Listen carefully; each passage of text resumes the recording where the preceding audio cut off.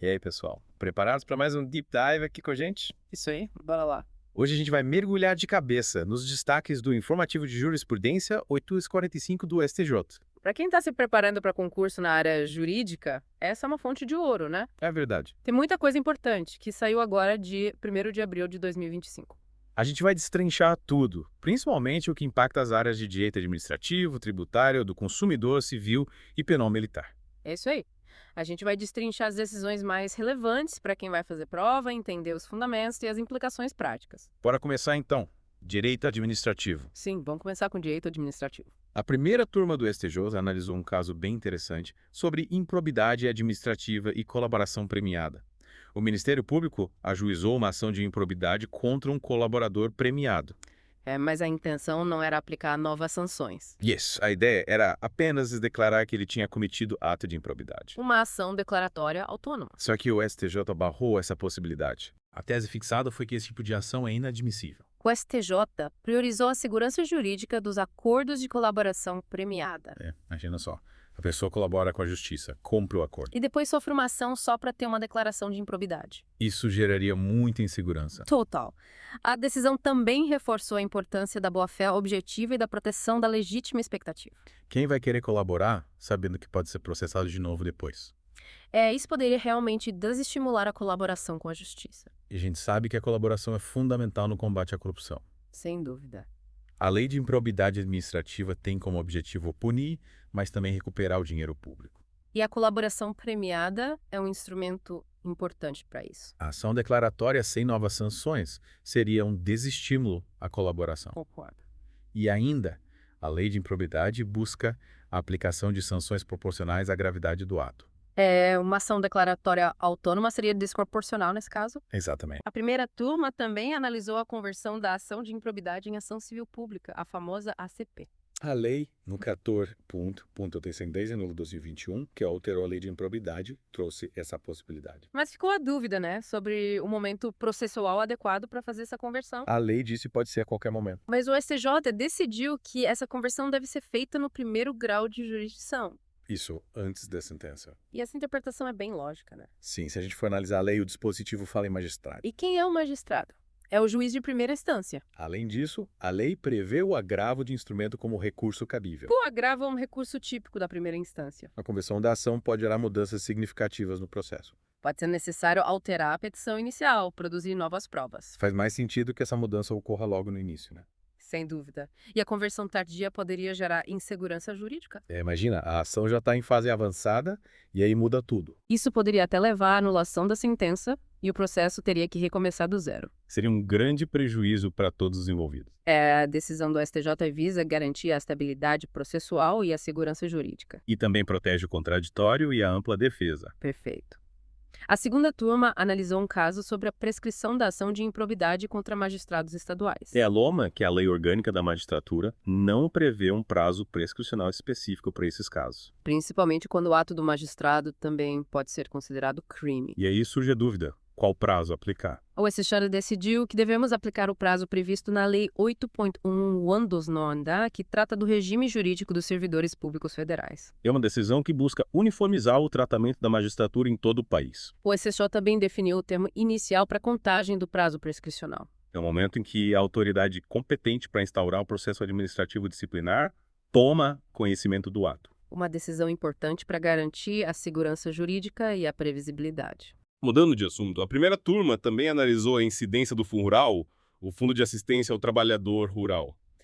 A questão era se a entrega de produtos por associados à cooperativa gera a obrigação de pagar essa contribuição. A entrega de produtos à cooperativa é considerada ato cooperativo, né? Isso está previsto no artigo 79 da Lei 5.764-1. E o STJ decidiu que essa entrega não configura fato gerador do Fundo Rural. Ou seja, o cooperado não precisa pagar a contribuição sobre esses produtos. Importante lembrar que essa questão específica não foi analisada pelo STF nos temas 669 e 177. Mas o STJ já tinha se manifestado nesse sentido em outros casos. A decisão reforça a jurisprudência do STJ sobre o tema. E traz segurança jurídica para as cooperativas e seus associados. A segunda turma analisou a aplicação de novas leis sobre juros compensatórios em processos de desapropriação para a reforma agrária. A dúvida era se as mudanças na legislação que aconteceram durante o processo seriam aplicadas. Principalmente as mudanças que ocorreram depois da emissão provisória na posse do imóvel. A emissão provisória é prevista no artigo 184 da Constituição Federal. E o STJ decidiu que sim, a lei nova se aplica, mesmo que a mudança tenha acontecido depois da emissão da posse. As leis que foram analisadas são o Decreto-Lei 3.6581 e a Lei 8.62993. O STJ detalhou os períodos e as taxas de juros que devem ser aplicadas. De 2015 a 2016, a taxa foi 0%. Depois, de 2017 a 2023, a taxa foi equivalente aos títulos da dívida agrária. E a partir de 2023, a taxa voltou a ser 0%. O STJ se baseou no entendimento de que os juros compensatórios seguem a lei vigente no momento em que eles incidem. Isso já tinha sido definido pelo STJ na petição 12.344. A decisão impacta diretamente o cálculo das indenizações em ações de desapropriação. Uma decisão importante para quem atua nessa área. A segunda turma também analisou a possibilidade de usar a ação de consignação em pagamento para quitar tributos. A ação de consignação está prevista no artigo 164 do Código Tributário Nacional. E a dúvida era se ela pode ser usada para pagar o tributo em parcelas ou quando há dúvida sobre o valor da dívida. Por exemplo, quando tem uma discussão judicial sobre a base de cálculo do tributo. O STJ decidiu que a ação de consignação não pode ser usada para pagamento parcial do tributo. O valor integral tem que ser depositado em juízo. A finalidade da ação de consignação é liberar o devedor da obrigação. Isso quando o credor se recusa a receber o pagamento. E essa recusa tem que ser injustificada, claro. A decisão do STJ segue o entendimento do agravo regimental no recurso especial 1.397.419. A terceira turma analisou um caso sobre superendividamento e as sanções previstas no Código de Defesa do Consumidor. O caso era sobre a aplicação de sanções ao credor que comparece na audiência de conciliação, mas não apresenta proposta. O artigo 104A do CDC prevê sanções para quem não comparece ou não negocia de boa-fé. O STJ decidiu que as sanções não se aplicam automaticamente quando o credor comparece, mas não apresenta proposta. Principalmente quando o credor está representado por um advogado com poderes para negociar.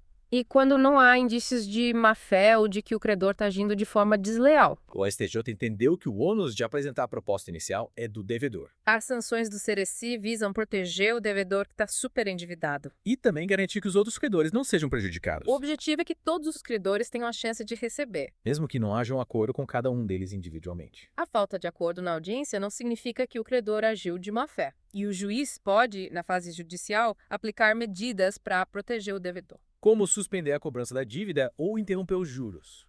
Principalmente quando o valor devido ao credor que não apresentou proposta é conhecido. A terceira turma também decidiu sobre a cobertura de terapias para autismo pelos planos de saúde. O caso analisou a cobertura de musicoterapia, ecoterapia e hidroterapia. O STJ decidiu que essas terapias são obrigatórias, sim.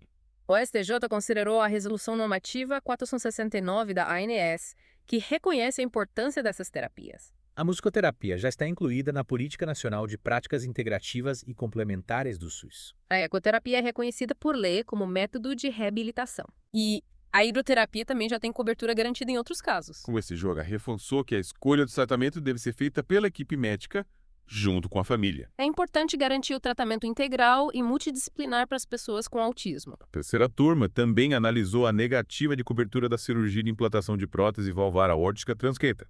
O procedimento está previsto no rol da ANS. E o STJ decidiu que a negativa é indevida. A inclusão do procedimento no rol da ANS já garante a cobertura. A Lei 9.65698, que trata dos planos de saúde, foi alterada em 2022. A nova lei estabelece critérios para a cobertura de procedimentos que não estão no rol. Mas quando o procedimento está no rol, a cobertura é obrigatória.